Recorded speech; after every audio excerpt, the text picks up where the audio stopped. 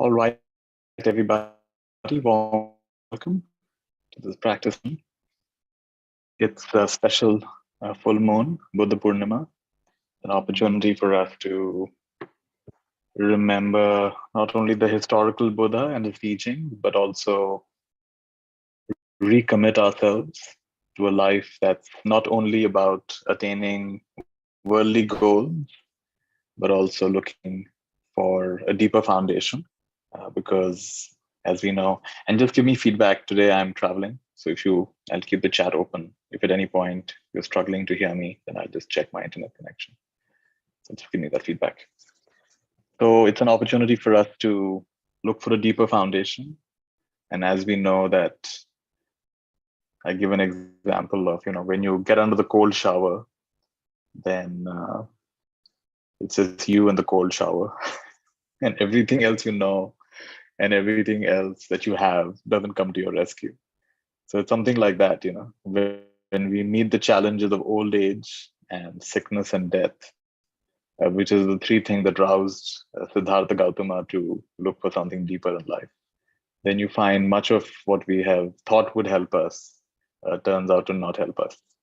And I often hear from friends, it's happened to me a few times, and friends have told me that their father or someone in the family was very religiously inclined, used to read a lot of scriptures, would attend a lot of discussions. But when the actual time came, that when they were getting old, or when they got sick, or when they got disabled, or when they were in hospital, it felt like much of that didn't really help.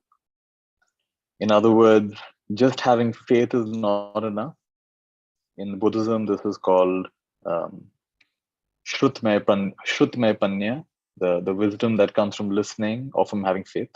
And then Chintanmaya Pranya, just thinking about it is not enough. You reasoned it, you thought about it, and you think you understand it. That's also not enough. It's Bhavanamaya Panya. Bhavanamaya means you have to have internalized it, integrated, made it your own. And there was a teacher in Thailand who was famous for her unconventional ways of teaching. So whenever one of her students says, I've got it, I've understood, I'm not the body, I'm not the mind, I've understood. She said, okay, come with me, come. I'm very excited, come. So they'd come over, she's taking her somewhere. And she'd take them to a busy highway and she'd make them lie down in in the middle of the highway, there is this line, the dividing line between the two sides. She'd make them lie down over there with their feet towards the oncoming traffic. And she'd see how calmly they lie down there. Did you understood you're not the body, you're not the mind? They would get up and run. Oh my God, I'm going to get crushed. Some truck will run over me.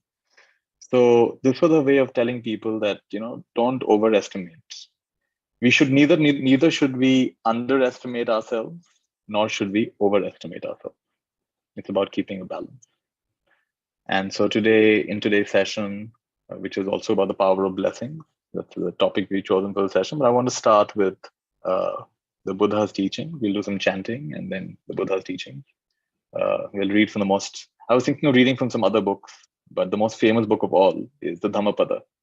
And I thought, why not? Let's go back to the basic book, the Dhammapada, the Buddha's teaching, and read some of the verses in Pali as well as the translation. There's a lot of richness there as well. And then we will also practice the power of blessing. For me, the blessing is like a summary of all the Brahma Viharas. What are the Brahma Viharas? Loving kindness, which means Maitri. Compassion, which means Karuna. Or Karuna, which means compassion. Mudita, which means appreciative joy. And Upeksha, which means a balanced mind, equanimity of mind. And the summary, the distillation of all of those four is what I call blessing.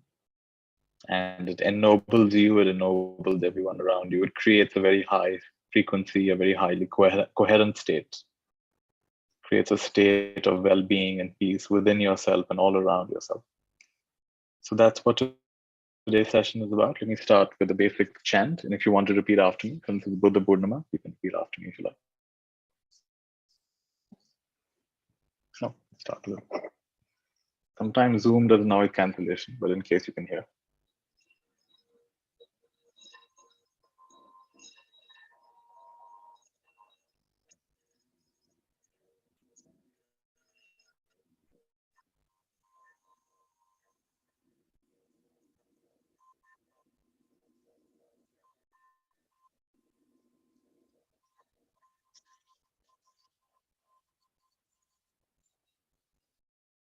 can repeat after me if you like. Namo tassa bhagavato arahato samma sambuddhassa. Namo tassa bhagavato arahato samma sambuddhassa. Namo tassa bhagavato arahato samma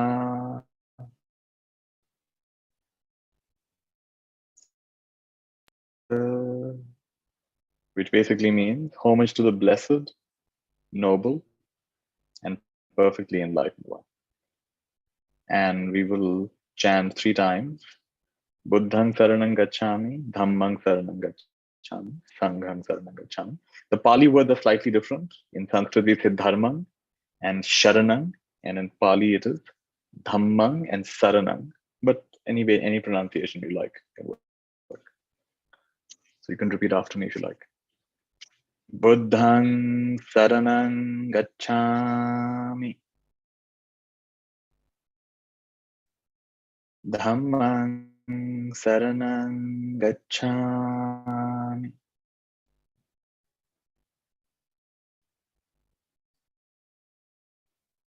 sanghang saranang gacchami, dutiyampi buddhang saranang gacchami,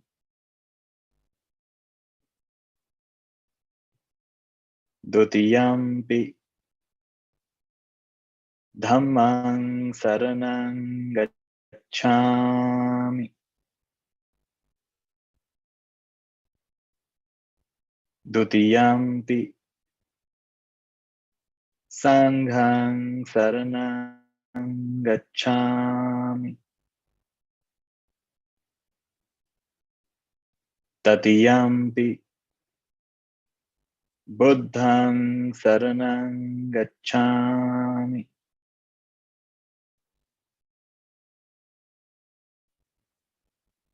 tatiyampi dhammang saranang gacchami, tatiyampi sanghang saranang gacchami,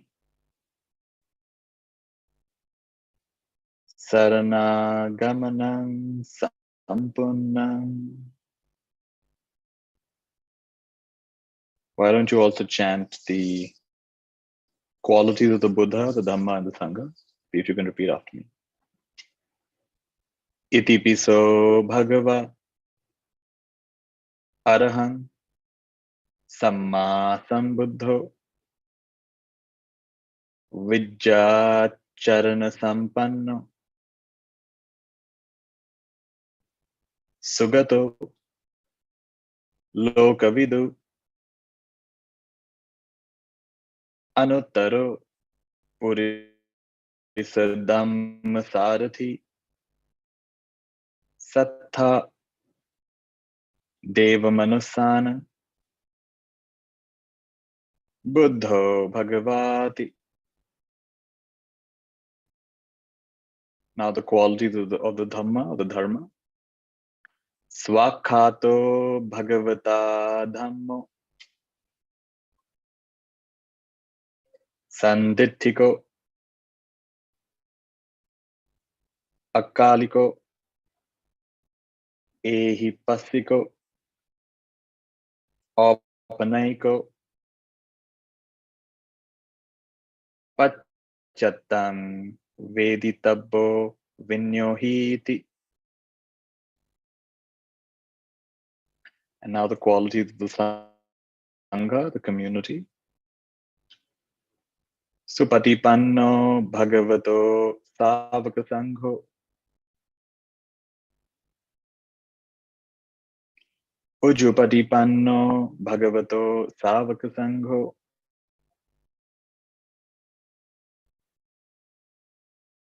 Nyayapatipanno bhagavato savaka sangho Samichi patipanno bhagavato savaka sangho Yadidang chattari Purgani Attapurisa Puggala Esa Bhagavato Savaka Sangho Nayo Pahunayo Dakhinayo Anjali Karaniyo Anuttaran Punyakhetang Lokasati Buddhang Dhammang Sanghang Namasami.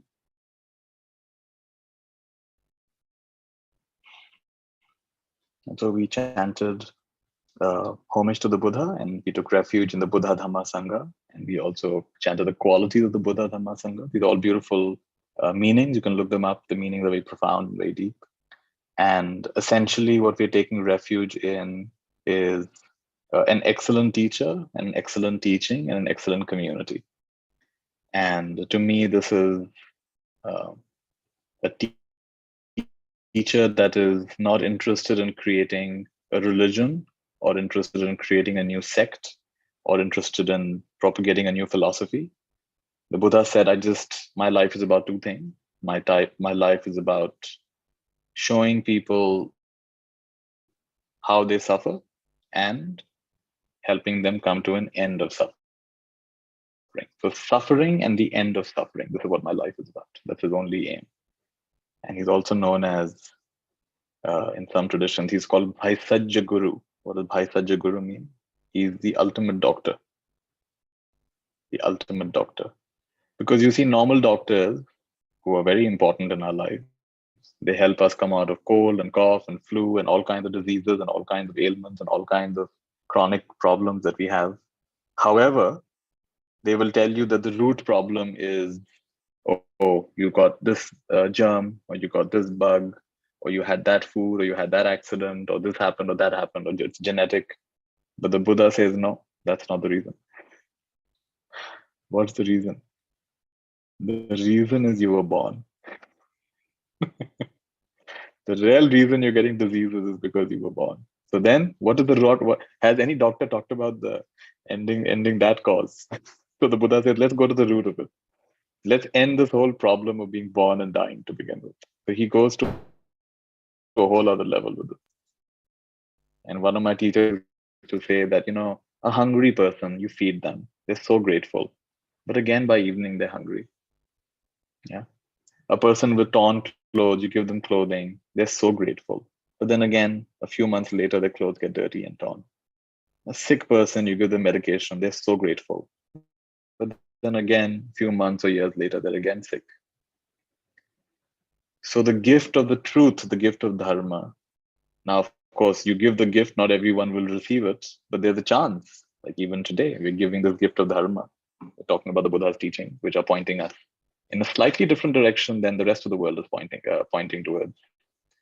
In fact, he would even say it's pointing in directly the opposite direction, which is why in the beginning he was hesitant to teach, because people aren't going to get this. They're just going to dismiss it, having no value. But it's an acquired taste, actually. So this teaching, this gift of Dharma has the potential. Now, whether we actualize the potential or not is a different matter, but it has the potential of putting an end to the very root of your suffering. My teacher used to say that some of us have come to collect a seed, some of us have come to nurture that seed, and for some of us, that seed will come to full fruition and will blossom. So everyone benefits. You benefit at the beginning, you benefit in the middle, and you benefit at the end. It's a beautiful path. So to come to receive the seed means you hear these teachings for the first time. Some of it makes sense, some of it doesn't make sense. But somewhere your mind opens up, yeah, there's something there. Look at it some other time. And then maybe a few years later, something happens in your life, and suddenly you're more open to these kinds of things. And then you come back and say, yeah, what was that about? What was that Nitya was talking about, or some other teacher was talking about? Let me revisit that. What is that meditation thing? What is that Brahma Vihara thing? What is that Dhammapada thing? And then at that time you come and you're more willing, you're more open. And for some of us, we're already very open, and we're here to nurture, but we're not willing to go all the way. It still feels very scary to go all like Ramakrishna Paramahans would say, some of you will just look at the ocean and admire it from a distance. Some of you will come and get your toes wet. Some of you will go and swim about just there and come back. Some of you will be more brave, you'll go swimming out and come back. Some of you will be even more brave, you'll go dive deep inside. And some of you, when you're ready for it, you will merge into the ocean. So it's like this, right? Some of us are here to see it from a distance, some of us are here to get our toes wet. So depending on where you are in your journey, these teachings will attract you or not make any sense to you. But that is not to do so much with the teaching. It has more to do with where you and I are in our journey. Not everyone is ready and receptive for this. But to the extent you have suffered and you've become a little suspicious that the world tells me is happiness, I'm not entirely sure that works for everybody. To the extent you have that suspicion that maybe there's more to it, then there can be something here. So I'd like to share my screen now. We look at the Dhammapada. Which book of Dhammapada can one read? There are many versions. I will give you the version I just found right now online. I'll share the link with you. It's a PDF, you can look at it.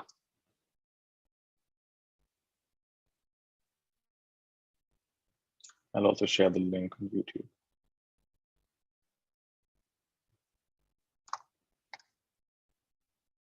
I'll also share my screen so you'll be able to see what I'm reading.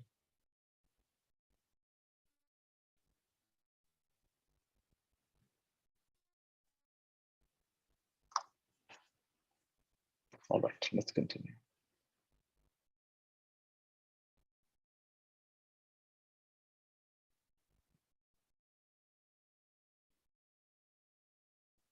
All right, so Dhammapada.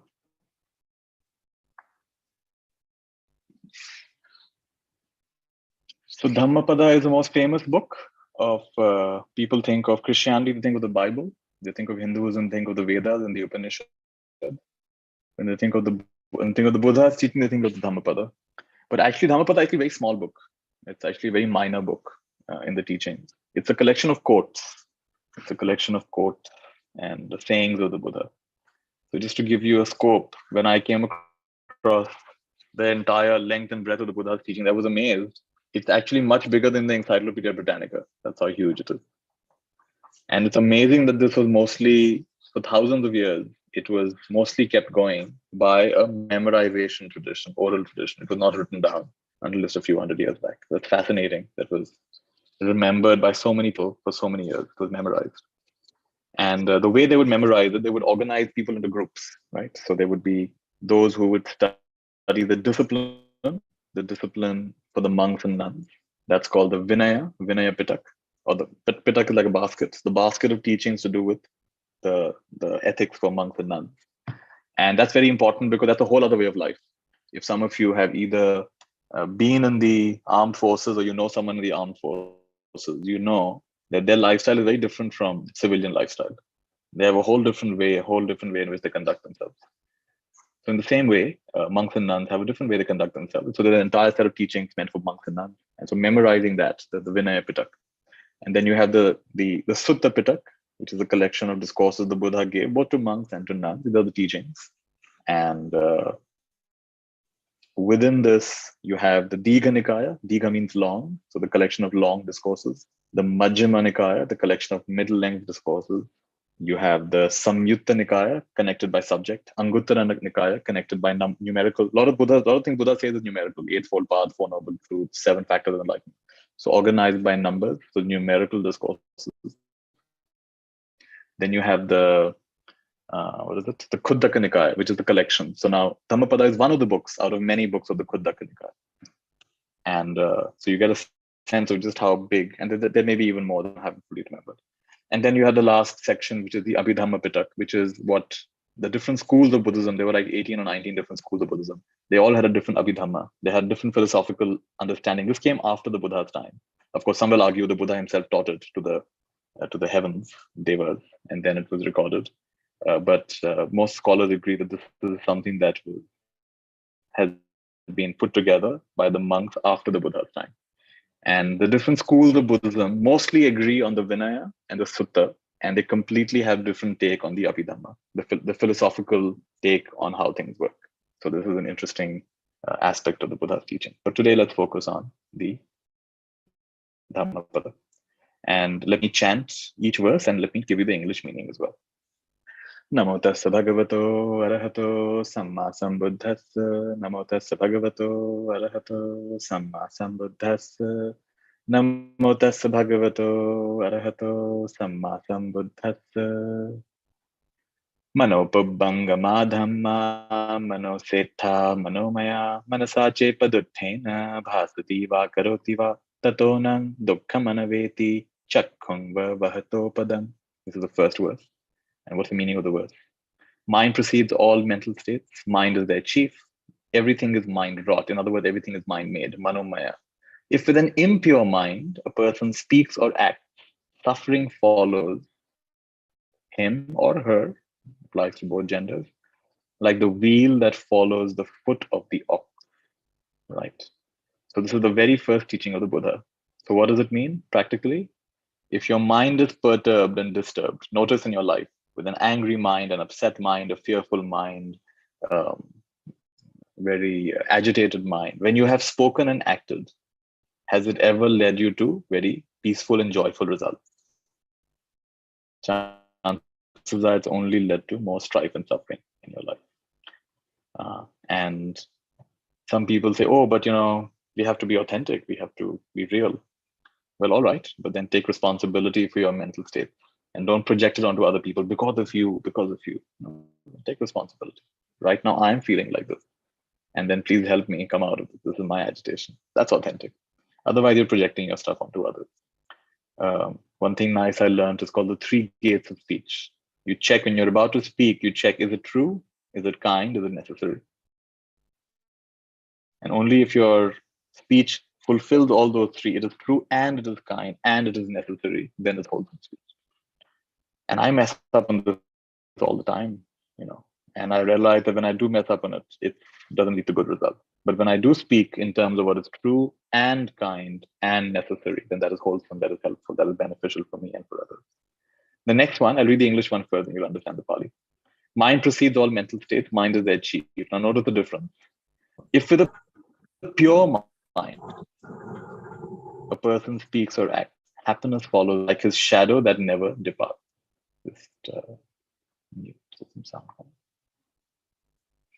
Yeah, so manopubbangama dhamma manosetha manomaya manasache pasannena bhasati va karoti va tatonang sukhamanaveti chayava anapaini. So what's the answer? So the Buddha is not giving you a problem and not solving it. He's giving you a problem, but then he's solving it as well. So now with a pure mind,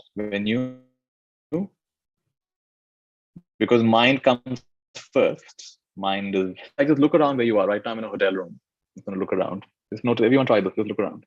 What are the things you see? I see a mirror, I see a door, I see an electronic locking system, I see a sprinkler system, I see an air conditioning system, I see some paintings, I see some chargers. What do you see? Now check, is it not true that whatever you're seeing, it began in someone's mind? The mirror, how to make a mirror, the process of making a mirror. Let us make a mirror this size. Let us put a mirror here. All of this began in the mind. Let us make a better door locking system. I'm sure earlier hotels, you've been to older hotels, they have keys. And keys are great, but then when guests, and I'm sure every few guests, it happened to me also, sometimes I accidentally take the key along, I don't return it. So complicated for the hotel to every time make new keys. So electronic system with just a card you can swipe and you're into the hotel room. So you see, it's all mind made. It all began with the mind. Everything I'm seeing, and I'm sure everything you're seeing pretty much, begins with the mind. And if you say, no, I'm seeing nature well, then it is your mind that allows you to see nature. Is that not true? Without a mind, would you see that nature? So mind precedes all mental states. Mind is their chief. Mind, everything is mind wrought. If with a pure mind, a person speaks or acts, happiness follows such a person like a never departing shadow. So what's the secret of a happy life? The Buddha says it very simply. In the morning, have skillful thoughts, skillful words, skillful actions. You'll have a happy morning. In the afternoon, have skillful thoughts, skillful words, skillful actions. You'll have a happy afternoon. Same with the evening, same with the night. So let's go further. What else next in the Dhammapada? He abused me, he struck me, he overpowered me, he robbed me. Those who harbor such thoughts do not still their hatred. Let's do two at a time. He abused me, he struck me, he overpowered me, he robbed me. Those who do not harbor such thoughts still their hatred. So, do you harbor such thoughts? This person abused me, struck me, overpowered me, robbed me. Fill in the blanks. What do you say? This person cheated me, abandoned me, was wrong to me, abused me, criticized me. If you harbor such thoughts, you will not be able to still your hatred. But those who do not harbor such thoughts, here a very important teaching comes. The Buddha says, whatever you tend to think tends to become the inclination of your mind. So you have to be very careful. Whatever you tend to think about, your mind inclines in that direction. This is both good news and bad news. The bad news is you keep thinking your old ways, which are not helping you. You're only going to deepen the pit that you're digging for yourself. This is bad news. And the good news is, no matter how long you've been digging that pit, in this moment, you can decide that I'm not going to harbor such thoughts anymore. Such thoughts are not welcome anymore. Thoughts of greed and hatred and ignorance, such thoughts are not welcome anymore. You start here. You may not be perfect, but you start here. And this becomes a powerful new beginning. Someone said nicely, is it one day or is it day one? For you and I decide, is it one day or is it day one? It could be day one for us. So let's do the Pali version of this. Akkochi mang avadhi mang ajani mang ahasime ye chatang upanayhanti verang te sang na sammati. Akkochi mang avadhi mang ajani mang ahasime ye chatang no upanayhanti verang te supasammati. So this is how you put an end to your hatred. So this chapter is called pairs. So you see, every time there's one, and then there's the other. This entire chapter. The first chapter of Dhammapada is pairs. Okay, next. This is one of my favorites. Nahi Verani. Hatred is never appeased by hatred in this world. By non-hatred alone is hatred appeased. This is the law eternal. This is one of the most famous teachings of the Buddha. There are those who do not realize that one day we all must die, but those who do realize it settle their quarrels. Hatred is never appeased by hatred in this world. By non-hatred alone is hatred appeased. This is a law eternal. Nahi verena verani sammanti dakudachanan averena cha sammanti esa dhammo sanantano. How many of you have feuds going on in your family, in your community, in your organization? Now you have to ask yourself, am I adding to that more hatred, more misunderstanding? Oh, they did it first. They should apologize first. Never going to end. In my monastery, where I lived for some years, it was very interesting that when two monks would disagree, and believe it or not, monks can also disagree and have arguments. They wouldn't come to fist fights, but they can be pretty, sometimes they can have a disagreement. So when two monks had a misunderstanding, a disagreement, there was a clear understanding in the rest of the monastery. They're both wrong. When two people fight, they're both wrong. So then who's right? The one who apologizes first. The one who makes an effort to reconcile first. Because if you put an outcome above a relationship, that's not very wise, right? So relationships matter more in most cases, right? So then you make an effort to reconcile. And of course, the other person may or may not agree. That's not in your hands. Nahi verena verani sammanti dakudachanan averena cha sammanti es dhammo sanantano. Someone shared the story of the death, the believe it or not, we have places in India where you can go. So when you're quite old or very sick, then there are places in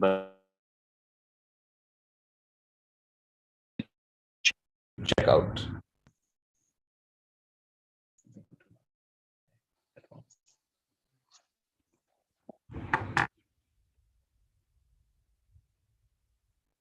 You can still hear me? Just say yes in the chat. Something up with my connection. Breaking, voice is breaking. Yeah. Not sure what we can do. Maybe I can try to do breaking a lot. Is it? Okay, maybe I should try to get onto my hotspot. Then. Give me a second.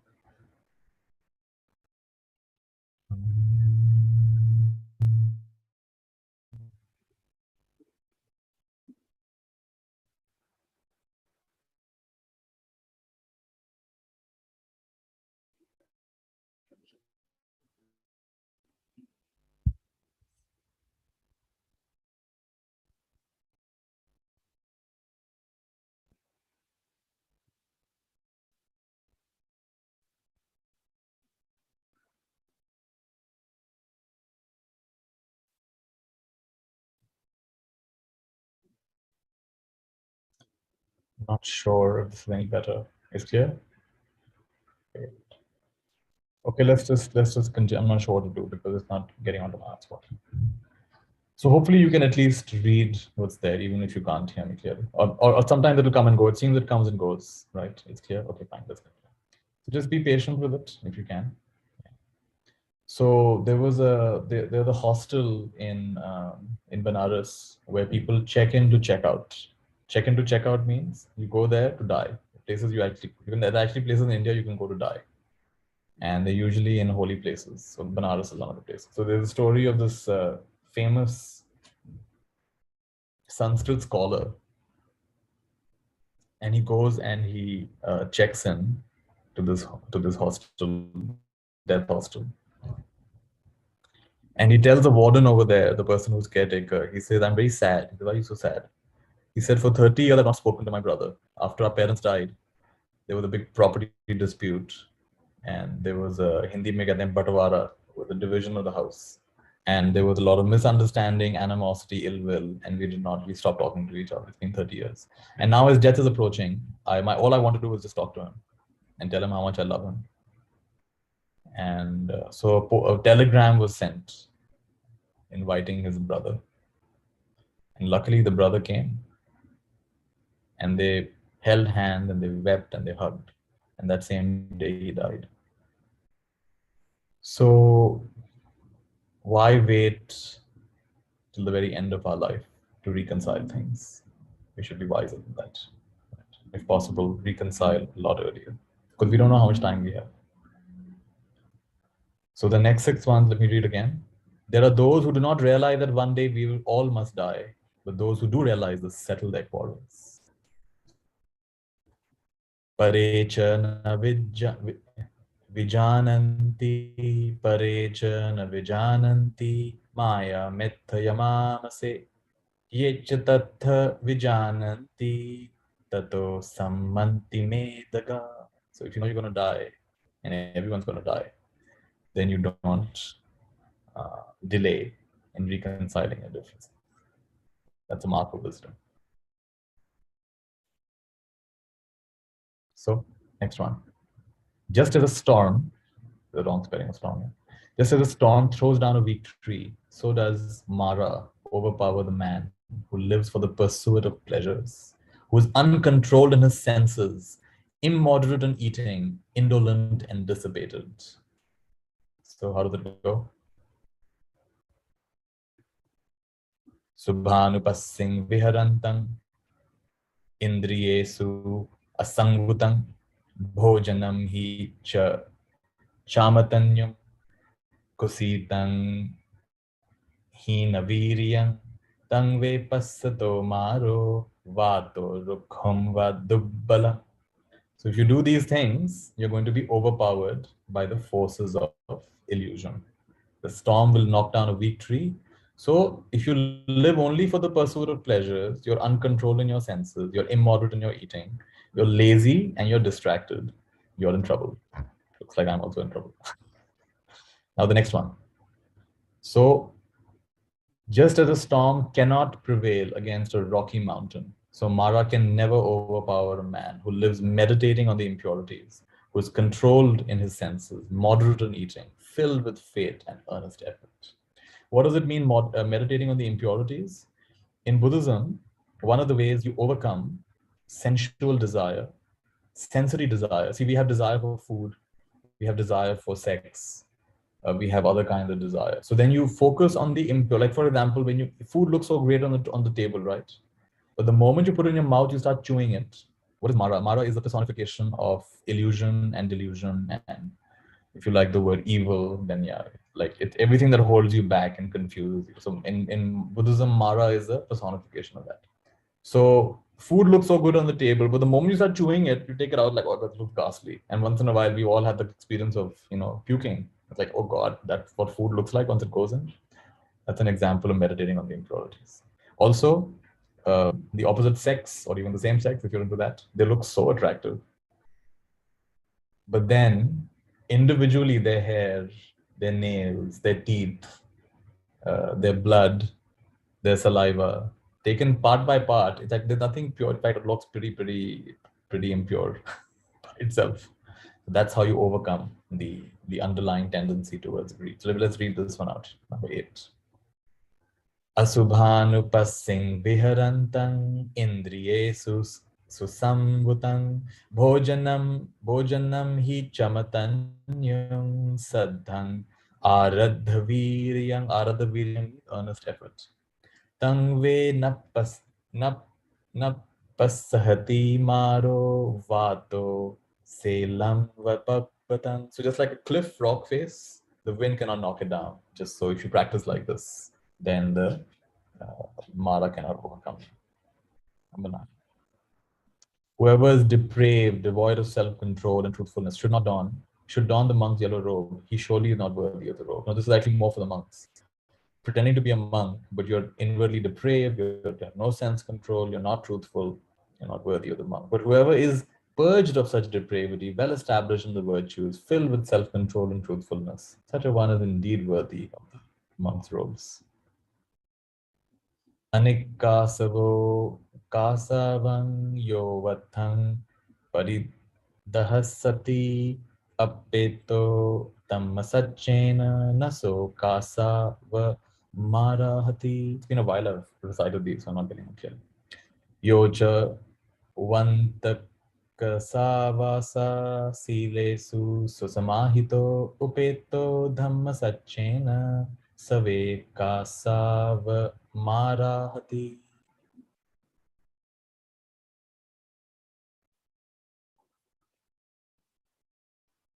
Those who mistake the unessential to be essential and the essential to be unessential, dwelling in the wrong thoughts, never arrive at the essential. Those who know the essential to be the essential, what a great thing to reflect on all of us.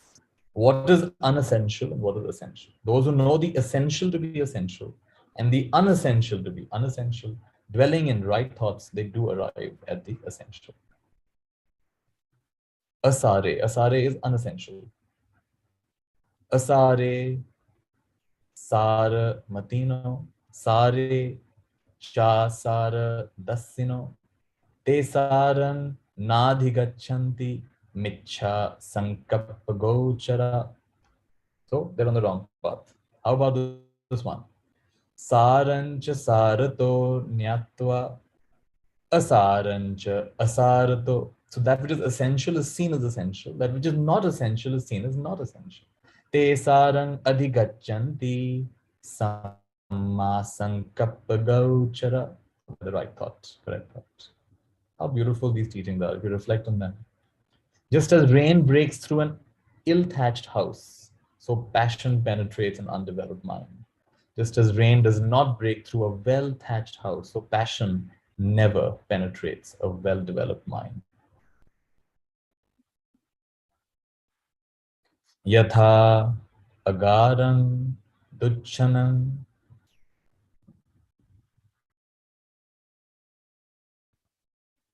buddhi sammati vijjati evam Abhavitam chittam rago sammati vijjahati yatha agaram suchanam buddhi na sammati vijjati evam subhavitam chittam rago na sammati vijjati. It's time for me to practice my Pali again. It's been a while. But so nice. So let us make our mind like a well-thatched house. The evildoer grieves here and grieves out hereafter. He grieves in both worlds. He laments and is afflicted, recollecting his own impure deeds. The doer of good rejoices here and hereafter. He rejoices in both the worlds. He rejoices and exults, recollecting his own pure deeds. I better practice my Pali before I read anymore. I'm troubling all of you guys.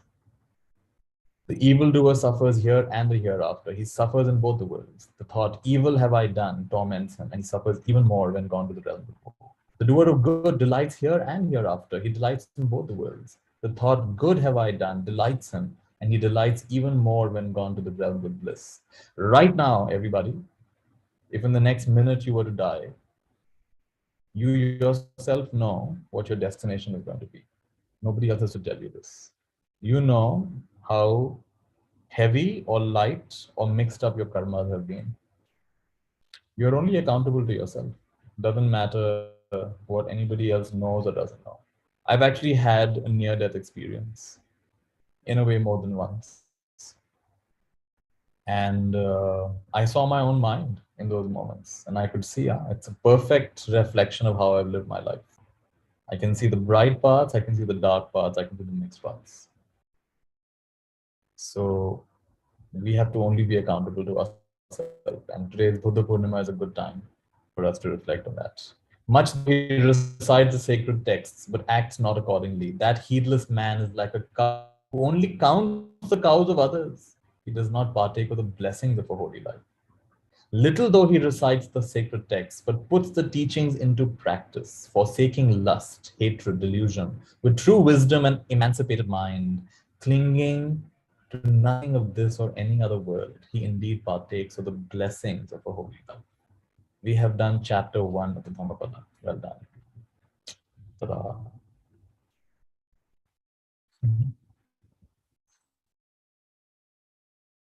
All right. So I want to give you a taste of the traditional Buddhist teachings. And not everybody will always resonate. The style of teaching is different from today's style. But if you have a deeper sense of where this is pointing to, then you can get the taste of it. There was a story of a true story of this man who was convicted of a violent crime and was put in one of the maximum security prisons in the US. He was a big man, a strong man, and he would often get into fights with other inmates. And on one particular occasion, also, he got into a big fight. And he was sent to what they call the hole. What's the hole? It's solitary confinement. On the way to solitary confinement, he's fighting and pushing and chugging, and it takes 5 police officers to catch him. And they push him into that cell. And before they close the door, he knows his rights. He says, I'm allowed one book. I'm allowed one book. Because he knows he's going to be there for a long time. So without even looking, one of the wardens, the police officer, just grabs one book and throws it at him. Take that, you animal, take that. Throw the book at him. Close the door. For 1 month, he's stuck in there. The book that is thrown at him happens to be the book we were reading today, the Dhammapada. It just happened. The first 2 days, he doesn't even look at the book. Then he picks it up. And then he begins reading the same chapter that you and I read. And especially those lines, that hatred is never stopped by hatred in this world. Only by non-hatred will hatred come to an end. And he's like, who is this person? He's talking to me. It's like it's talking directly to me. And so in a way, he was stuck for 1 month with the Buddha in that cell. He was sitting with the Buddha for 1 month. He came out a transformed man. And he was on death row. He was supposed to be executed. First thing he does is there's the address at the back of the book. He contacts that Zen center in San Francisco and says, can someone come and teach me meditation? They send someone and he starts meditating. And everybody notices a huge change in this man. He goes from being such a violent, aggressive person to such a calm, peaceful, patient person, never gets into fights. And little by little, there is a petition that starts. He needs to be pardoned. He needs to be pardoned. He's completely transformed himself. So the very strong petition is launched by a lot of people in the prison, outside the prison. Warden himself recommends that this person should be pardoned. He's like, no, this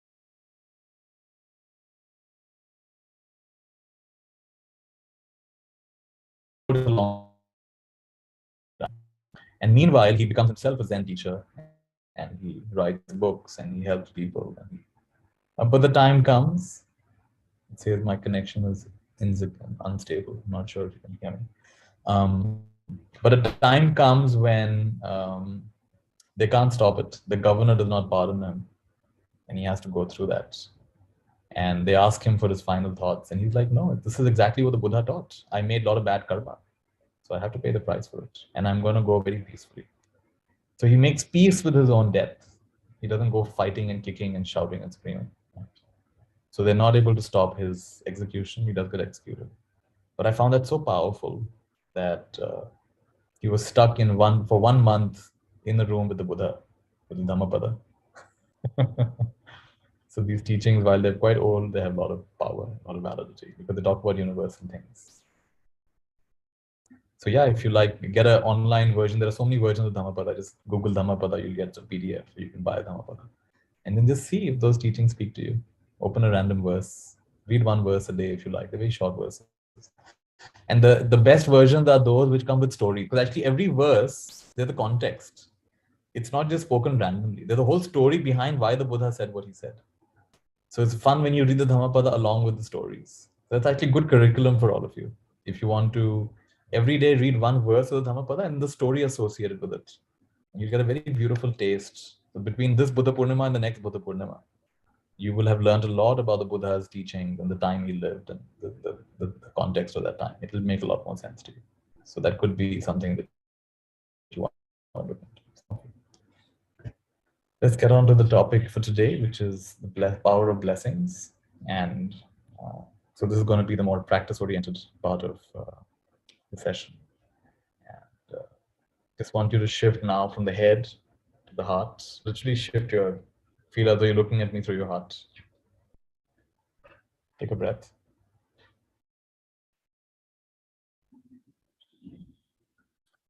And for the next several minutes, we will invoke and be a channel of blessings. We will invoke blessings, we'll be a channel of blessings.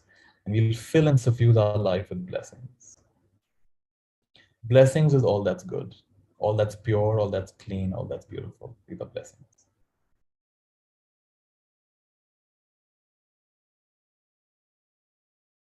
May I be a channel of blessings for someone today. May I be a channel of blessings for someone today. May I be a channel of blessings for someone today. You are now a channel of blessings. You are now a clear channel of the highest blessings. You are now a pure channel, a bright channel, a luminous channel of the highest blessings in the world. So just feel as though there has been a kind of opening that's gotten created. The first thing we do is just put aside whatever self-judgment you have. But the biggest thing that comes in the way of blessings is I'm not good enough. I can't do this. But I'm impure. I have said and done things that are horrible. Just put that to aside. You have no idea who you are. If you really knew who you were, it would be impossible for you to judge yourself. None of this represents you. All your thoughts about yourself are ultimately false. Not a single thought is true. So put aside all self-judgment, all self-blame, all undeservability, at least for the next 30 minutes or so. Just allow yourself to be a beautiful channel.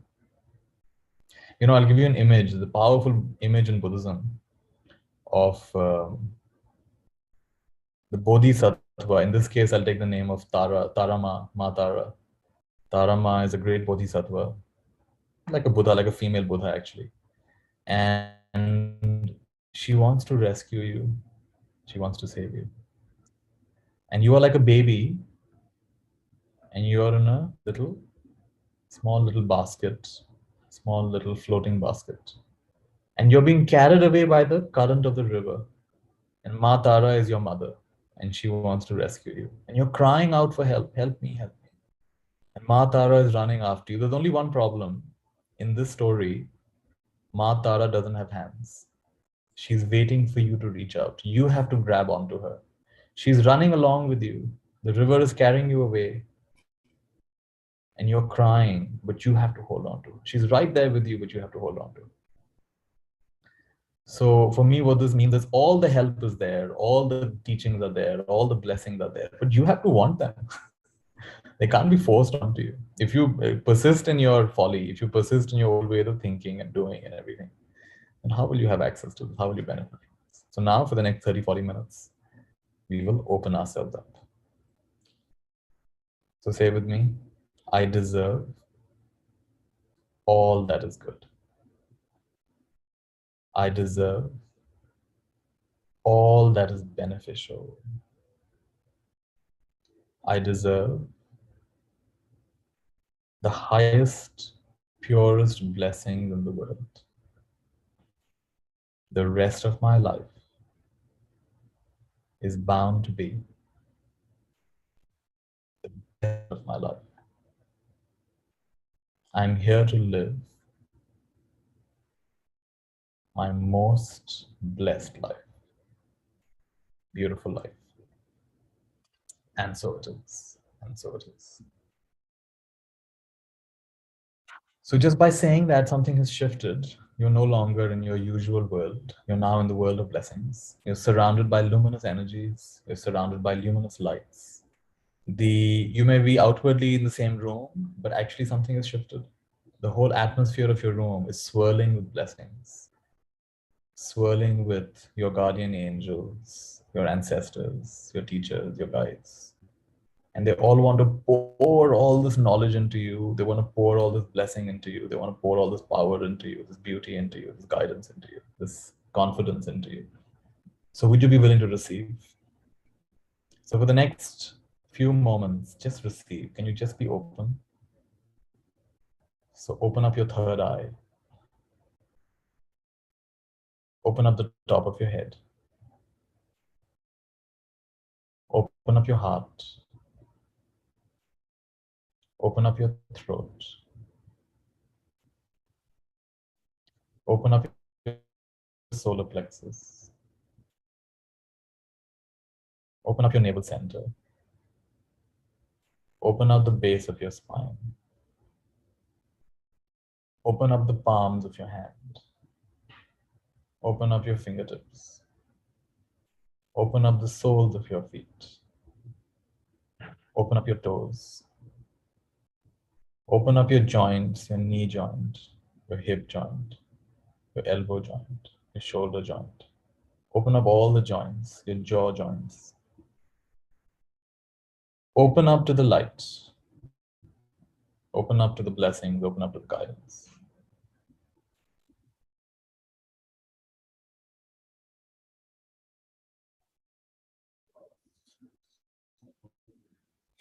Tera mangala, tera mangala, tera mangala hoye re.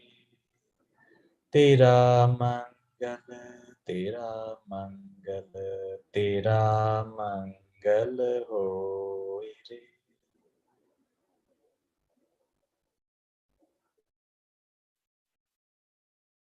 सभी का मंगल, सभी का मंगल, सभी का मंगल होए रे.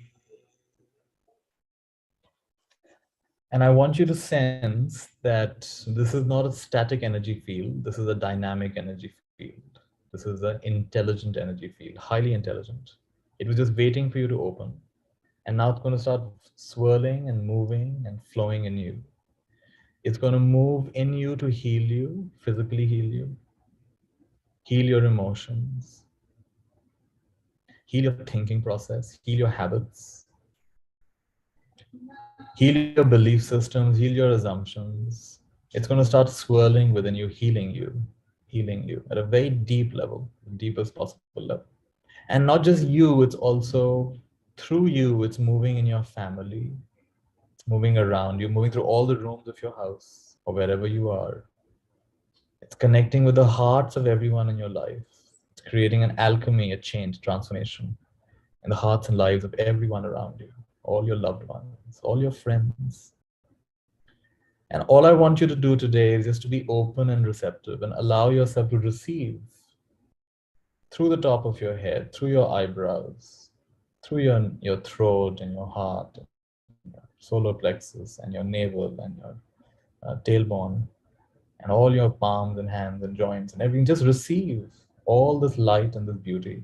Then let it go wherever it needs to go. Let it do whatever it needs to do. In fact, you don't even have to know it. It'll automatically go. You just have to be open. You literally have to be like a pipe, a channel of blessings. And I'll do some chanting to just keep us in tune.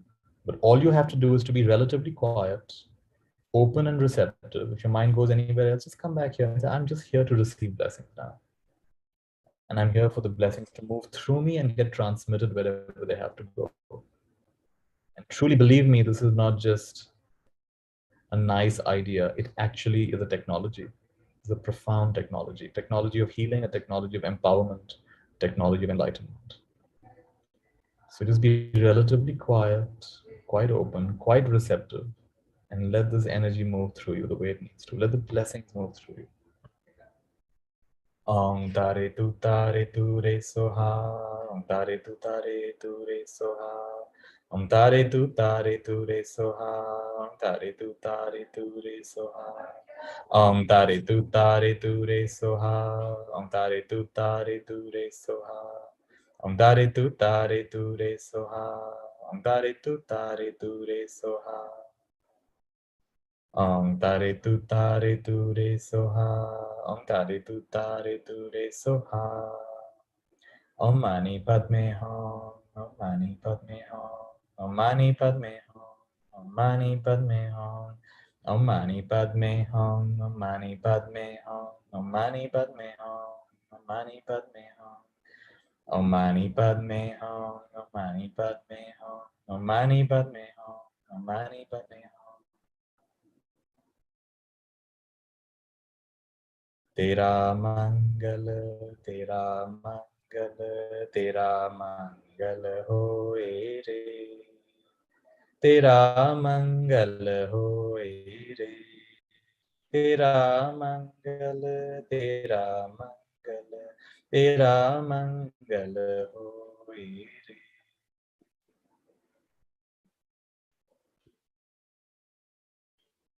दसों दिशाओं के सब प्राणी मंगल लाभी हों मेरे दसों दिशाओं के सब प्राणी मंगल लाभी हों मेरे निर्भय हों निर्भैर बने सब सभी निरामय हों मेरे जल के थल के और गगन के प्राणी सुखिया मेरे तेरा मंगल होए रे सभी का मंगल होए रे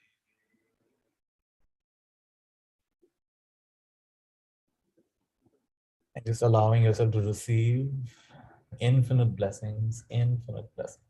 You don't have to understand it. You may not even have to feel much. Just be open. Just be trusting. Just allow this to happen. Something very profound is happening. Very deep is happening on this Buddha Purnima. There's the Buddha element. There's the Dharma element. There's the Sangha element. There's the Nirvana element. All of these elements are highly active.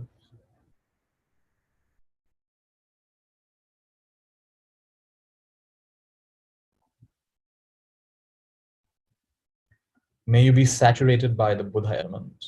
Buddha Dhatu. Buddha Dhatu. May you be suffused and saturated with the Dhamma element, the truth.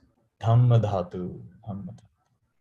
May you be suffused and saturated and purified by the Sangha element, all the great ones, who have practiced this path before us and have quenched themselves, or who are in the process of quenching themselves, or on the true path. Sangadhatu, Sangadhatu, Sangadhatu. All of it ripening into Nibbana Dhatu, Nibbana Dhatu, the element of nirvana, the element of final quenching, the deep thirst, thirst for experience. I need this, I want this, without this, I can't be okay. How many times we've played this game? How many times it's disappointed us? Nibbana Paramang Sukham, the ending of the thirst, Nibbana Dhatu. What's it like to be saturated in all your energy centers? Top of the head, the eyebrows, middle of the eyebrows, the throat, the heart, solar plexus, the navel center, tailbone, base of the spine. Saturated with Buddha Dhatu, Dhamma Dhatu, Sangha Dhatu, Nibbana Dhatu.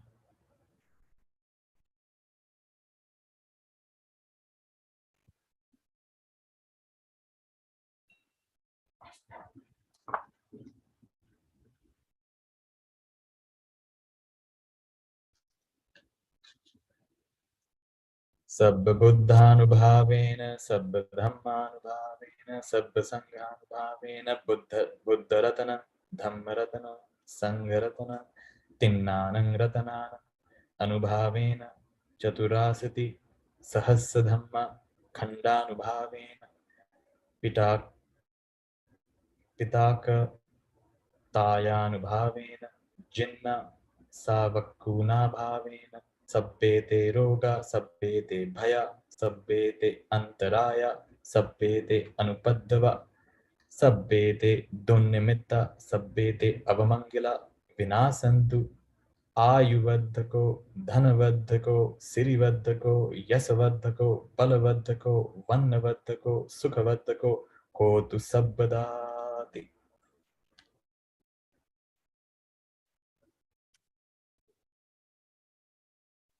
Dukkha roga bhayavera soka sattu chupadava aneka antaraya pi vinasantu cha tejasa jaya siddhi dhanan labha suddhi bhagyam sukhang balam siriyayu cha vanno cha bhogam buddhi cha yasava sattavasa cha ayu cha jivva siddhi bhavantu sabba mangalam Bhavatu sabba mangalam, rakhantu sabba devata, sabba buddhan bhavena, sada suddhi bhavantu te.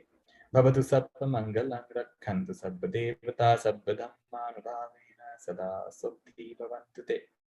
Bhavatu sabba mangalam, rakhantu sabba devata, sabba sanghan bhavena, sada suddhi bhavantu te.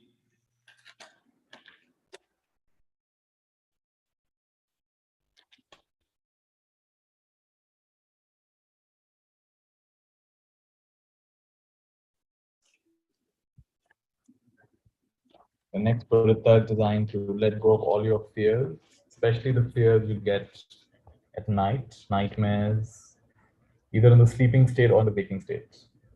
Yando nimittang avamangalancha yochamanado sakunasasado papagaho dussaminang akantang buddhanubhavena vinasamentu.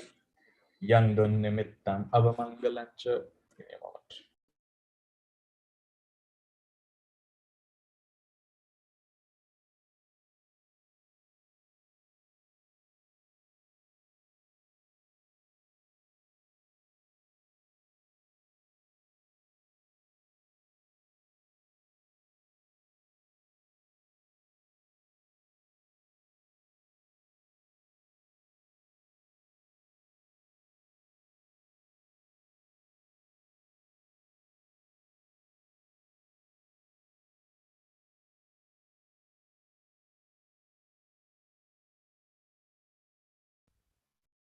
Okay.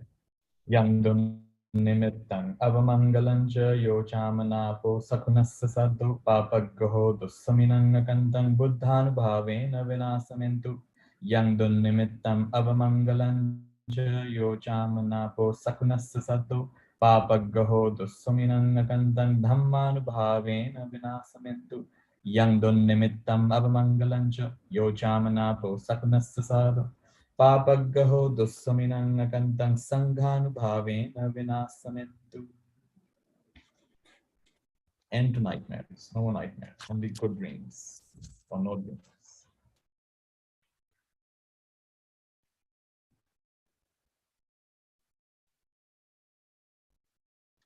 Let me chant what we used to chant every day as monks when we get our food.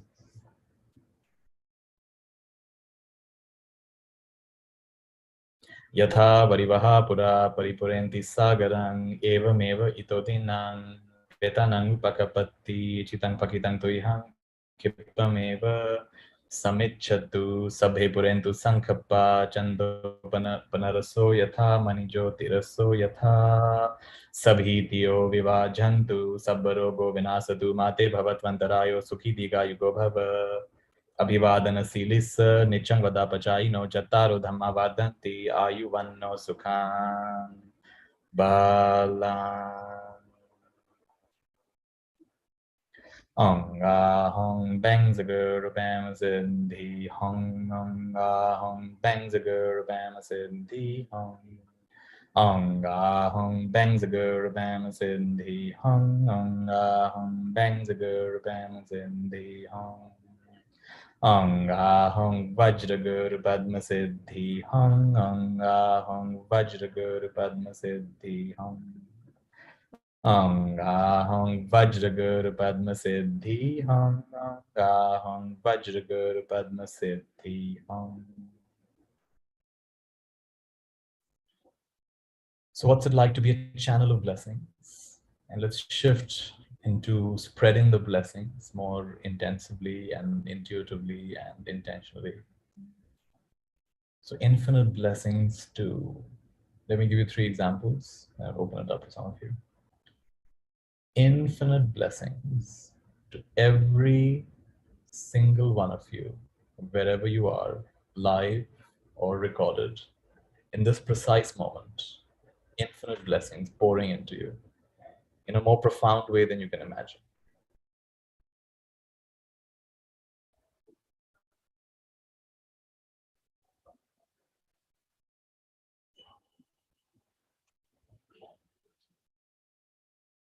Infinite blessings to your life situation, all the things that are favorable and seemingly unfavorable, flowing and seemingly blocked, beneficial and seemingly non-beneficial, helpful and seemingly not helpful.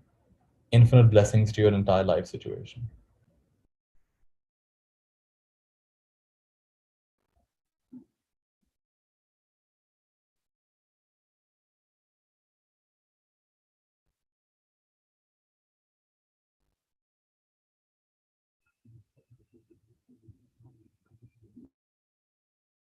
Infinite to the children of the world, especially the orphan. Infinite blessings to all the children, especially the orphans of the world.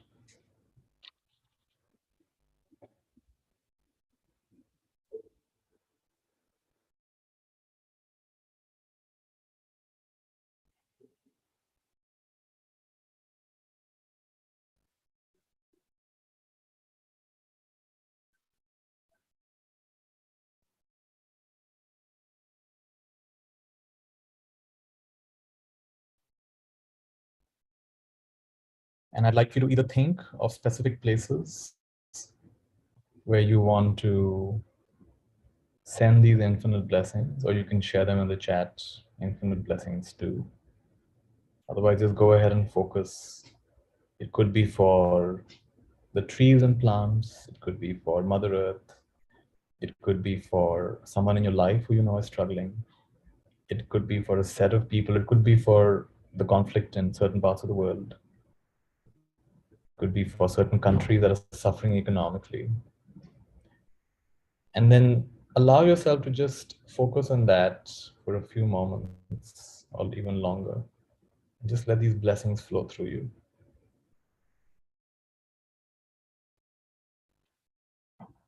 Someone is saying infinite blessings for Delhi air. Infinite blessings for Delhi air. Go ahead. Each one of us can think of what we're sending infinite blessings to.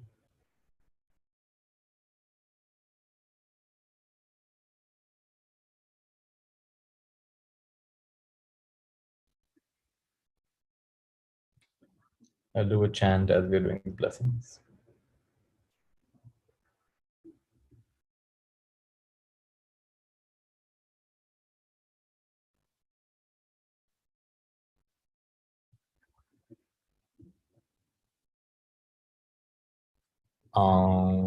Benzarasato Samaya Manopalaya Benzarasato Tenupa Tishta Dridho Me Bhava Suto Kayo Me Bhava Supo Kayo Me Bhava Anu Rakto Me Bhava Sarva Siddhi Me Prayatsa Sarva Karma Sitsa Me Sitang Shriyam Kuru Hum Ha ha ha ha ho Bhagavan Sarva Tatha Gata Bendrima Me Mansa Bendari Baba Mahasamaya Sato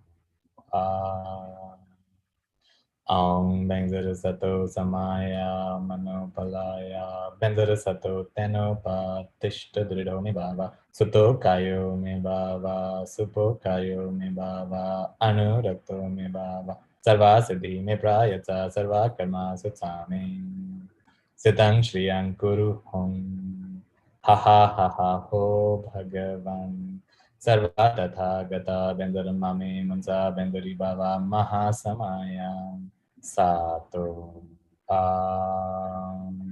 Bendara Sato Zamanya Mano Balaya Bendara Sato Teno Patishta Dridho Me Bhava Suto Kayo Me Bhava Supo Kayo Me Bhava Anundato Me Bhava Sarva Siddhi Me Prayatsa Sarva Karma Sutsame Sitang Shriyam Kuru Hum Ha ha ha ha ho Bhagavan Sarva Tatha Gata Vendara Mame Mata Vendari Baba Mahasamaya Sato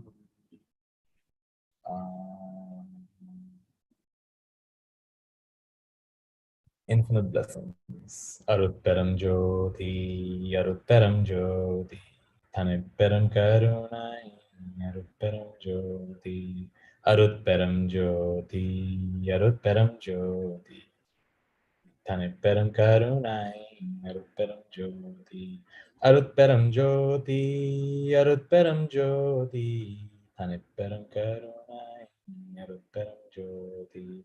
Arutperam Jyoti, Arutperam Jyoti, Thanipperam Karunai, Arutperam Jyoti, Arutperam Jyoti, Arutperam Jyoti, Thanipperam Karunai, Arutperam Jyoti, Arutperam Jyoti, Arutperam Jyoti, Thanipperam Karunai, Arutperam Jyoti, Arutperam Jyoti, Arutperam Jyoti, Thanipperam Karunai, Arutperam Jyoti, Arutperam Jyoti, Arutperam Jyoti, Thanipperam Karunai, Arutperam Jyoti, Arutperam Jyoti, Arutperam Jyoti, Thanipperam Karunai, Arutperam Jyoti.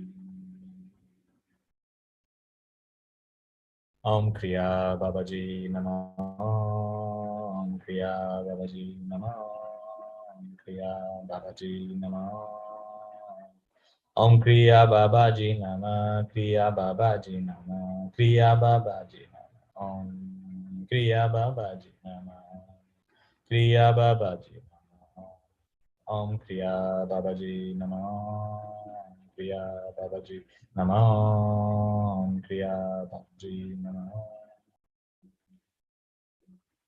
Divine, divine, divine, divine, divine, divine, divine. Together divine. Together divine. Together divine.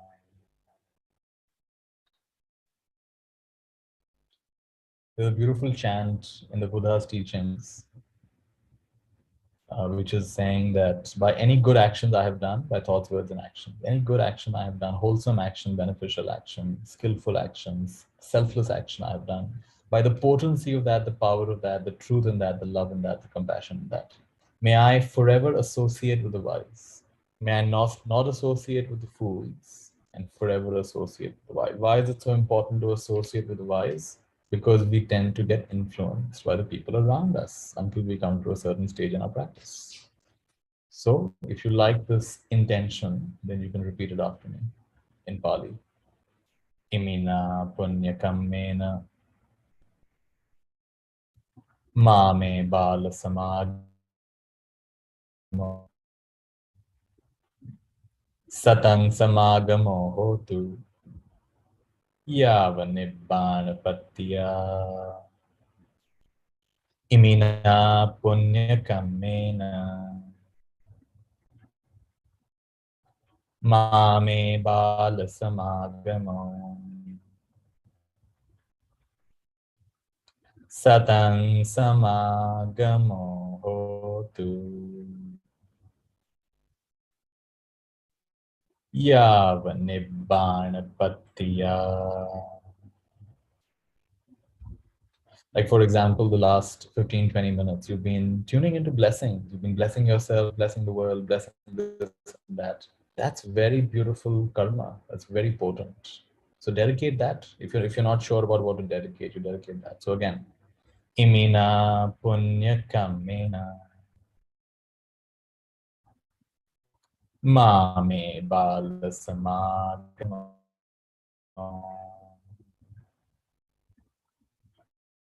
satang samagamo hotu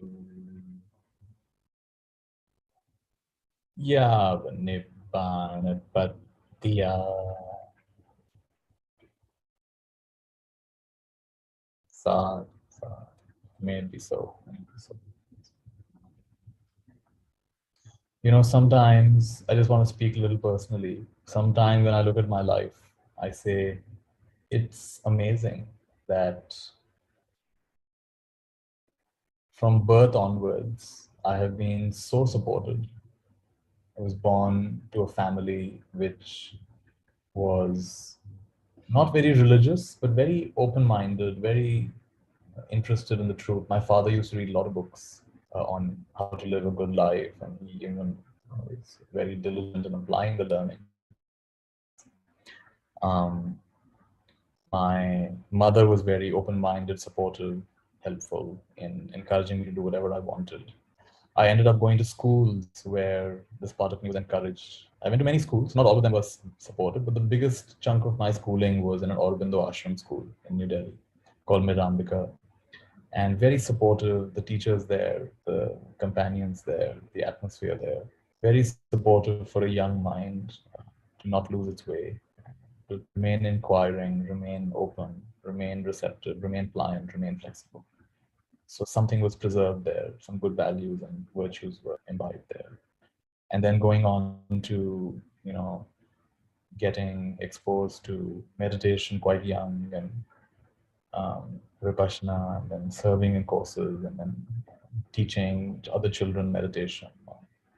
Then going on to, you know, becoming a monk and associating with wonderful teachers, and so many, like even before that, you know, exposed to the teachings of Ramakrishna Paramahansa, exposed to the teachings of Sri Aurobindo, exposed to the teachings of the Kriya Yoga path, Mahatar Babaji, and Paramahansa Yogananda, and exposed to the Mahayana teachings, the teachings of Zen. And it's like, I feel that I made sure that I would not get too lost in this lifetime. Like there was such a lot of support from the beginning, at least in my case, right? And I think I believe it is because of things like we just chanted. Imina punya kammena. By the good actions I have done, may I forever be surrounded by the wise. Even in the difficult parts of my life, there was always someone who I could trust, who could guide me, who could support me. I never felt completely abandoned. So the Buddha says, do not be afraid of good actions. Do not be afraid of good karma. Sometimes we feel, oh, we have to go beyond all karma. And that's true at one level. But do not be afraid of good karma. That good karma will support you in having a good lifetime now. If you happen to have future births, then there'll be wholesome births. You'll be born in good families with good circumstances, good health, good intellect, surrounded by places where you can learn and study these things and turn inward instead of getting lost endlessly outward. And finally, it'll lead to a full quenching. So beautiful in the beginning, which means right now, beautiful in the middle, which means helpful in this life and future lives, and beautiful in the end of the journey. The end of the journey of what? The journey of ignorance. And I don't think it's the end of every journey. My understanding now is a little bit more, and I don't know if all the Buddhists will agree with me, but I'm more in tune with Sri Aurobindo's teachings in that sense, that enlightenment is just the beginning. Enlightenment is not the end. And this is a much bigger adventure than you can imagine. So Sri Aurobindo says, my yoga begins where traditional enlightenment, where the traditional yogas end, my yoga begins. And I tend to agree with him. Human beings are transitional beings. And in some sense, the Mahayana tradition also tends to agree with that enlightenment, personal enlightenment is not the end of the journey. It's the beginning of the journey. So that is what I'm inclined to. I see it more from the perspective of Kashmir Shaivism, perspective of Mahayana Buddhism, perspective of Ramalinga Swamigal, who says that we all have to evolve ourselves into that light. We have to become that light. Not just, he says, anything short of deathlessness is a compromise. So if you're so sure that you're destined to die, then you've limited yourself. Ramalinga Swami attained the light body. So are we going to satisfy ourselves with small goals? Or are we going to direct our lives in a very, very highly skillful way? This is in our hands. And so I feel personally very grateful for the immense number of teachers, whether I personally met them or I've met them through their books and teachings, the immense good circumstances I've had again and again and again in my life. And not that, I mean, I've been very foolish. I've done a lot of foolish things and I've not used my opportunities in the best possible way. But again and again, I've been given a chance. Again and again, I've been given a chance. And I don't think that's an accident. I think this happens as a result of dedicating. So do good and dedicate the good. How do you do good? By thoughts, by words, by actions. At the level of words and actions, don't do things that hurt and harm others. If you do hurt and harm others, then make amends to the best of your ability. At the level of the mind, because that's hard to do unless your mind is more calm and centered. So then where is your mind going? This is a very important teaching today. That the Buddha says that whatever you think about, your mind inclines in that direction. So be very mindful. Yesterday, we did a workshop on, day before yesterday, a workshop, what was yesterday? Losing track of time. Art of reflection, yesterday. So art of reflection is basically do nothing for a few minutes and notice where your mind goes.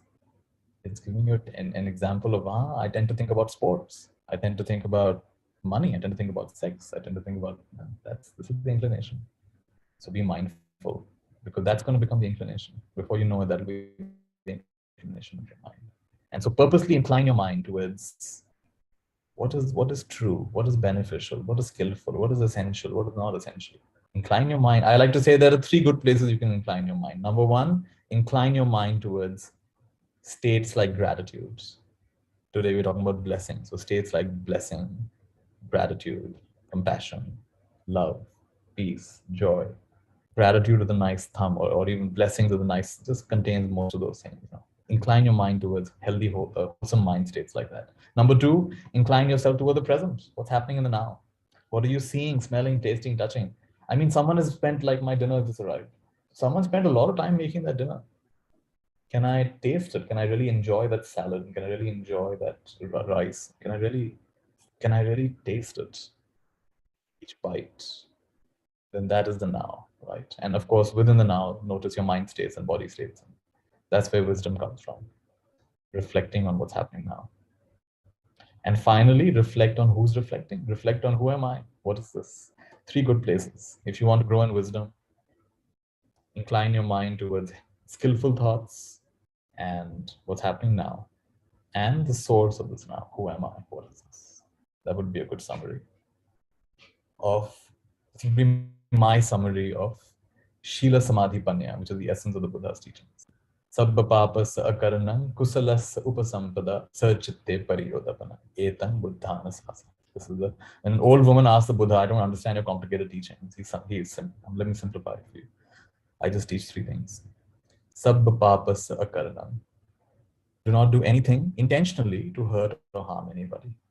Kusalas upasampada. So now do beneficial thing, but what's the most beneficial thing you can do? You can prevent your mind from going in 1,000 directions. Focus, you decide, instead of being a slave to your mind. Mano pubbanga madhamara, that verse, is your mind coming from an impure place or a pure place? So a skillful mind, your happiness will follow you like your shadow wherever you go. Unskillful mind, sorrow will follow you like the wheel of the heavy ox cart follows the buffalo or the bull or the ox. And Sachitte Pariyodapanam, purify the mind, cleanse the mind of all the impurities, moment by moment, day by day. And you know, there's something funny about progress. It feels like nothing much is happening. Sometimes it feels like, oh, I'm doing all of this meditation, all of these, I'm attending all of these, nothing much is happening. But then when you look at it longitudinal, and often people will notice, sometimes you don't notice, and people notice, like, oh, there's been a shift, you're not as agitated as earlier. Of course, some people will also say, what is all the spiritual practice? You haven't changed. That will also happen. But I've noticed that sometimes I judge myself in the moment, but when I look at it longitudinally, some shift has happened in the last 6 months, in the last 1 year, in the last 2 years, 3 years. Some shift has definitely happened. So we have to be honest with ourselves. The precious human life, almost all of us know someone who's died in COVID in the last 2 years. People who were not supposed to die, young people, you may be younger than us, healthier than us sometimes. And so we don't know how much time we have. So what are the last words of the Buddha? Ve Dhamma Sankhara Appamadena Sampadeta Ayam Tathagatasya Pachima Vacha. Ve Dhamma Sankhara means all things are destined to decay. It's almost like they're crumbling before your eyes. All compound, and anything that's come together from many things, like this body has come together from many things. This mind has come together from many memory, thoughts, words, everything. Whatever has come together from many things will also disband at some point. Vaya Dhamma Sankhara, that which has come together, meetings end in partings. Sam yogo viyog anta. Meetings end in partings. My teacher would say, when you look at a cup, look at it as already broken. I said, why it's not broken yet? But one day it'll break. And why should we look at it as already broken? When it breaks, you'll not cry. Very fascinating. There is Zen teaching. You see yourself. Some of you may not like this, but just you signed up for the Buddha Purnima session. So there's a Zen teaching. See yourself as you're already dead. Very powerful practice. So you see yourself as you're already dead. You know, we see all these zombie movies. So in this practice, you're already dead. And then you ask a powerful question. Who is moving this corpse around? What is moving this corpse around? What is this? What's going on over here? So see the cup is already broken. See yourself as already dead. Yeah, if you're brave enough, see all your loved ones as already dead. Do that. What happens? Something very profound happens. I know it's not a happy thought. And some of you will say, oh, I'm never going to think like that. But it's a reality. These kinds of sobering realities make you wise. And then you will find that you have the stability, the clarity now to live your life in a good way. You don't waste your time anymore so much. So, Vaya Dhamma Sankhara Appamadena Sampadeta. Without delay, without postponement, without lethargy, do the practice. And do it cheerfully, do it joyfully. The Buddha says this is a path without grumblings. A lot of people emphasize the suffering aspect of the path. The Buddha says that. And in fact, all the people, if you read the scriptures, they come to the Buddha and say, how come your monks are always smiling? How come your monks are so radiant? In fact, the women would come and say, how come your monks have such good complexion? Hoping there's some secret ingredient, they're putting some polish on their face. How come your monks have such good complexion? And the Buddha would smile and say, they don't lean forward, they don't lean backward. What does it mean? They're not looking forward to the next experience. They're not hung up on the last experience. They bide their time. So live in the present, in other words. You live in the present, you smile more, you laugh more. You know, when I was a monk, it's surprising. Outwardly, the monks are all serious and meditating and taking their food and meditating and all. But inwardly, they're laughing so much. We have such a good time laughing, and even it's amazing. It's very beautiful. It's not like it's very crass humor. It's very clean humor. It's with dharmic humor, and we pull each other's legs and we have a lovely time. And that's what I've seen. People who are genuinely wise tend to be lighthearted. They don't tend to be so hung up and serious and judgmental. They tend to be very, and the person they make most fun of is usually themselves. Here we are. So embracing our foolishness is a big part of this path. Let me tell you the story of this Sariputra, who was one of the Buddha's right-hand disciples. He's walking with all these monks, and there's a puddle of water. So all the monks walk around the puddle of water. Sariputra jumps over the puddle of water. So they're all very surprised. He could have easily walked around. Why did he jump over? So this discussion goes to the Buddha. There was a puddle of water. We all walked around it. He lifted up his skirt and he jumped over it. So what is that about? So the Buddha says, well, that's because Sariputra has been a monkey in many lifetimes. So he couldn't help himself. He had to jump over. So we have a lot of fun with these kind of things. When someone does something, and that's because you've probably been a monkey. You sleep a lot because you've probably been a cow. So we all come up with all these fun things. So like this, life can be very beautiful. And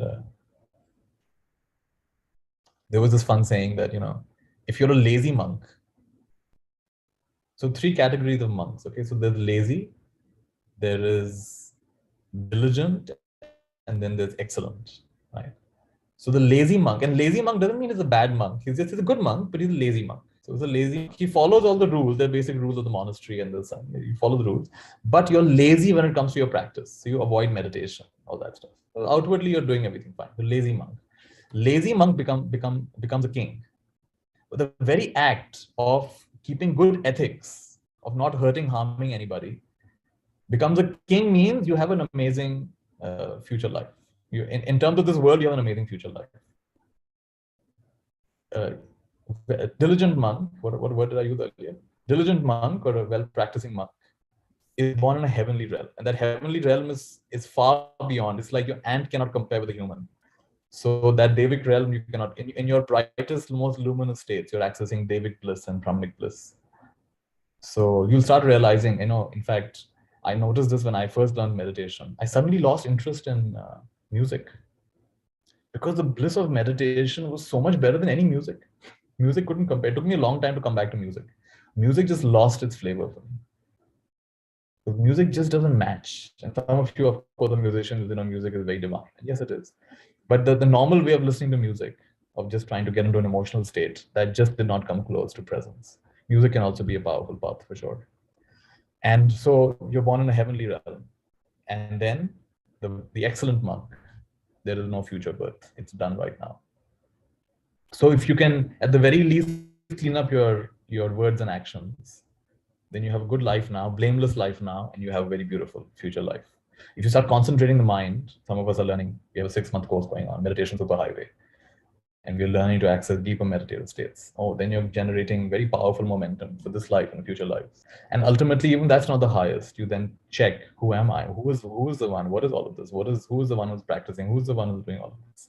What is this deep, complex sense of me, I, stuck idea, identity? And as that starts to dissolve, then we taste liberation here and now. So I have done my best to share a few things that I have understood, or I think I've understood around the Buddha's teachings. If I have misrepresented the Buddha in any way, then I seek forgiveness. And I hope that some of what we did today was helpful to you, beneficial to you. And Namrata here. Let me see if I can find Namrata. Yeah, Namrata's foundation has supported these sessions. I want to invite her to say something before we end. Namrata, go ahead. I just want to say Thank you so much, Nitya, for this session, for collaborating with Jamina Foundation. I've put a link in the chat window for anyone who wants to know more about what we do and if you'd like to donate to us. But more than anything, I do want to say thank you, especially on this day of Buddha Purnima, because it was really through your teachings that I came across this whole idea of interdependence, and that inspired the formation of Jamina Foundation and my work. So thank you so much to you and to everyone here today. Thank you. About this foundation? Has your video gotten? Did you want to play a video for us? Did you say? I put a link in the chat window, so I don't want to Put a link. take away from what's Fine. the wonderful session. All right. Thank you. All right. Thank you so much. Lovely. We're going to end with the Mayurma. So take your hands up. Imagine beautiful blessings coming down in the form of light. Make a big heart. And multiply this light by infinity, first for yourself, then for your loved ones, then for all beings everywhere.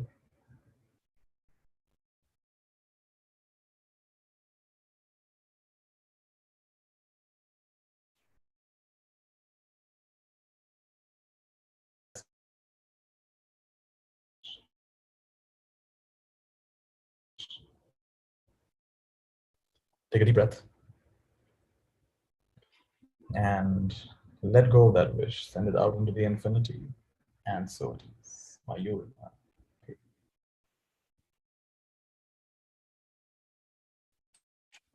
Thank you all for joining today's session. And why don't you unmute and say goodbye? Thank you so much, Thank Nitya. Thank you. Thank you so much, Nitya. Lovely, lovely Thank to you, meet Nitya. Thank you so much, Nitya. Thank you, Nitya. Thank you, Lovely. Nitya. Thank you. Bye bye. Thank you. Eternally Thank you and grateful. bye-bye. Thank you. Thank you. Thank you. Thank you, Nitya. Goodbye. Thank you, Nitya. Thank you, dear. Thank you.